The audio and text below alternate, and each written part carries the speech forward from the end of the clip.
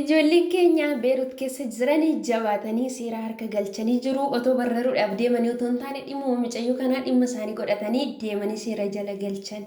Namoonni hedduun mucayyoon maalirra geesse garam ga'ee dhaabatee jechaa turte jechuudha. Viidiyoo ganama gadi lakkisee irratti kanaaf deebii isiniif qabadheetiin dhufee hanga dhumaatti na wajjin ta'an isiniin jedha. Nagaa waaqayyoommoo lafa jirtanitti dachaa isiniif haa baay'atu. Obboloota koo akkam jirtu nagaa keessanii nagaadha rabbiin galannaa ta'u. Viidiyoo koo laayik sheer gochuudhaan na jajjabeessaa haaraa kan dhuftanillee sabskiraayib gochuudhaan gara maatii kiyyaatti dabalamaa isiniin jedha. Obboloota koo adaraa keessan na jajjabeessadha. Mucayyoo kanammoo kaleessaa jalqabarraa kaasee maal akka ta'e bira jaalan ture jechuudha. Dhaggeeffachaati namoonni hedduu isiniif hin galle jechuudha. Mucayyoo kana akka warri galuudhaaf ka'e garaatti baachuu ishee arganii bakka dhoksaadhaan galchuu isaanii arganii akka isaan achitti viidiyoo qarrasaa turanii waan akkasii isinitti fakkaate jechuudha. Garuu akka sana miti jechuudha. Mucayyoon maal taate Itoophiyaarraa gara Dubaay erge jechuudha. Dallaalanii kan Itoophiyaa keessatti Oromoodha dhalootanii naannoo Wallaggaa maatiidhaan illee wal beeku jechuudha. Maatii mucayyoo kanaatiin dallaalan inni biyya keessa mucayyoo kana erge sana booddee inni maal godhee gara Dubaayitti ergee Dubaay irraa immoo gara kanatti erganii dallaalan ishiin kan biyya kana keessa jechuudha. Biyya Beerut keessaa dubartii turte jechuudha. Ishiin immoo Abashaadha. Garuu afaan Oromoo sin dandeessi tolchiteetuma dubbatti akkuma keenya kanatti siniin jedha. Dallaalan inni biyya keessaa ishii asii kanatti dabarsee gurgurate. Ishiin immoo namicha isa harabticha kanatti kan ishiin dabartee tooyi gurguratte jechuudha. Mucayyoon kallattii Beerut hin dhufne Dubaay deemte Dubaay irraa akkana as gurguramtee siniin jedha. Garuu ishiin Beerutuma dhufuu ishiiti jechuudha. Jalqaba duraa gaafa guuttattu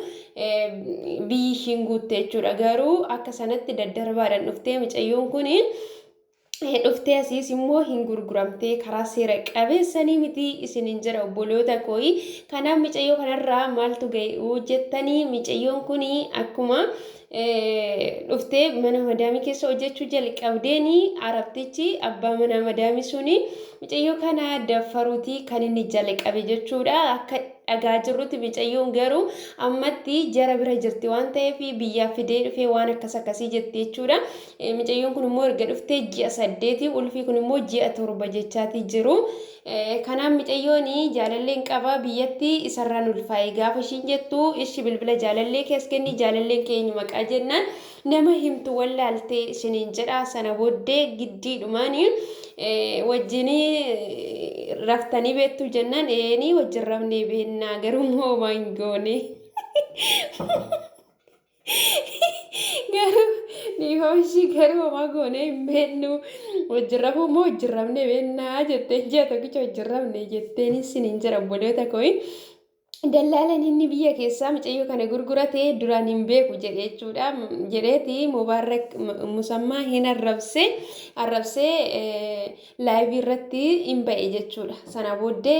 hin deebi'ee namoonni hedduun illee naannoo isaa kan jiraatanii hin xoqqomanii naannoo inni jiraatu maatiin illee bakka mucaan kun jiraatu hin beeku jechuudha. Eessa akka ta'e dallaalaa karaa seera qabeessa miti kan inni hojjetu. Sana booddee warri biyya keessaallee dhufanii hirmaachaa turanii gara nama 4,000 holiiti jechuudha. Waa'ee kanaa dhimmanii halkan guutuu kan hordofaatii bulanii sana booddee mucaan kun bakka jiru hunduu hin xoqqomanii sana booda gara seeratti deemuudhaaf ka'anii mucaa kana qabsiisuudhaaf mucaa isa biyya keessaa mucaan inni biyya keessaa immoo qabamnaan karaa seera qabeessanii wanta akkana kana hojjechaa jira waan ta'eef nama gurgurate yoo jedhaniin iyyuu hin danda'ama hidhamuu danda'a. Sana booddee dhufee mucaan kun duraan hin beeku jedhee booddeerra garuu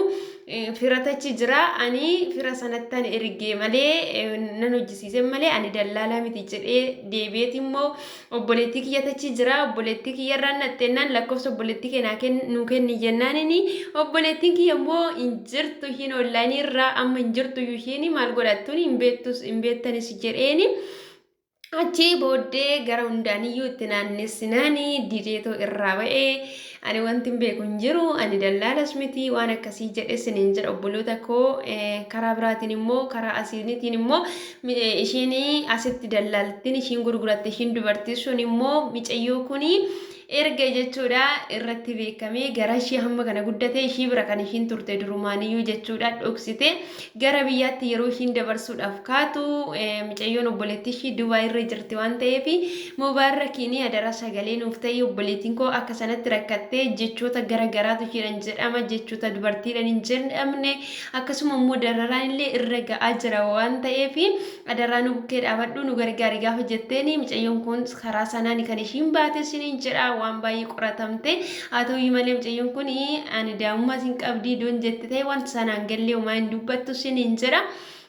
Egaa yeroo ammaa kanatti Mubaarak sababa sagalee ta'een ijoollonni keenya jechuudha utuu hin galateeffatin kanan bira darbuutiin barbaanne ijoollota Beerut keessa jiran kalee algala jireenya isaanii lubbuu isaanii hundumayyuu aarsaa godhanii biyya namaa keessatti dhimma obboleettii isaanii dhimma isaanii godhatanii obboleettii isaanii godhatanii akka ofii isaaniitti ijoollee baay'een jechuun araba isa mucayyoo kana jechuudha biratti deebisanii turanii achi immoo arabtichi suni yeroo dallaalatti sana wajjin gara wanyuu fidan jechuudha gara imbaasii gaafa fidanii achitti heeganii gaafa sana jechuudha kan isaan qabsiisutti dhaqanii konkolaataa isaa namicha fideellee taargaasaa suura kaafachuudhaan viidiyoo waan hundumayyuu yeroo isa gaafatanillee wanta haasa'ame yeroo inni isaanillee rukutu isaanillee yeroo isa rukutanii akka sanatti kan isaan waraabbatanii iddoo keessa darbe jechuudha waan baay'ee nama ajaa'ibu keessa shamarran keenya dhugaa waaqayyoo baay'ee tokko na ajaa'ibanii hojii dhiirri hojjechuutii hin dandeenye amma dhaqanii mana bakka isaan itti galan iddoo jireenya isaanii warruma dallaala jedhan kana jechuudha amma dhaqanii achi ga'anitti hunduma isaa to'atanii eessa bakka ishiin taate jechuudha qabatanii seera harka galchanii mucayyoon kun ammatti galuutii hin dandeessu akkaataan itti ishiin galuudha kaateeyyuu ulfa kana akka irratti hin beekamnetti dhoksanii galchuudhaaf turan malee gara biyyaatti xiyyaaran bararuutii hin dandeessu mucayyoon kun ulfa guutuu da'umsatti yeroo muraasa tafe waan ta'eef hin dhorka. Garuu dhorkaadhaan ijoolleen maxxaggaatee akka ishiin darbitee galtuuf ture garuu immoo ijoollonni keenya akka ishiin darbitee hin galle karaa seeratiin mucayyoo kana wanta ishii barbaachisullee akka harkaa fuudhamuu fi godhanii duubatti tikkeettii ishiidhaaf kutames gubsiisanii duubatti deebisanii jiru ishiin immoo yaalii lammataallee tikkeettii kutuudhaaf yaaltus amma garuu seera harka galeera waan ta'eef seera sodaatanii mucayyoon qaama seeratiin hordofamtee himataa jiru jechuudha ijoolleen keenya kanaaf iyyuu wanta akkasirra ga'ee jira yeroo ammaa kanatti ijoolleen keenya baay'ee tokko jechuudha aarsaaf godhanii arabticha sanallee baay'ee tokko reebanii innillee jechuudha qazzadanii otoo hin argiin hordofaa turanii mana yaalallee amma dhaqee mana yaalaa galuttillee waan baay'eedha jechuudha kalee algala yalan ture waan ta'eef hanga sanatti iddoo safaraa iddoo isaan jiraatan hundumayyuu to'atanii ijoolleen keenya akka sana godhan isiniin jedha kaan viidiyoo irraa fagaatanii waraabuudhaan otoo isaan hin argin kaan immoo itti siqaniituma laayivii ba'anii wanta jiru hunduma isaa haasa'anii sabatti beeksisaatii isiniin jedha ijoollonni keenya nu boositanii guddaa galatoomadha galanni keessan nu biratti guddaadha waaqayyo sinaa eebbisu isiniin jedha kinoo akka kanatti wal gargaaranii baay'ee bareeda imbaasitti bilbilamaa ture imbaasiin hin kaasu jedhani kanaaf Oromoo martiyyuu lafa jirtanitti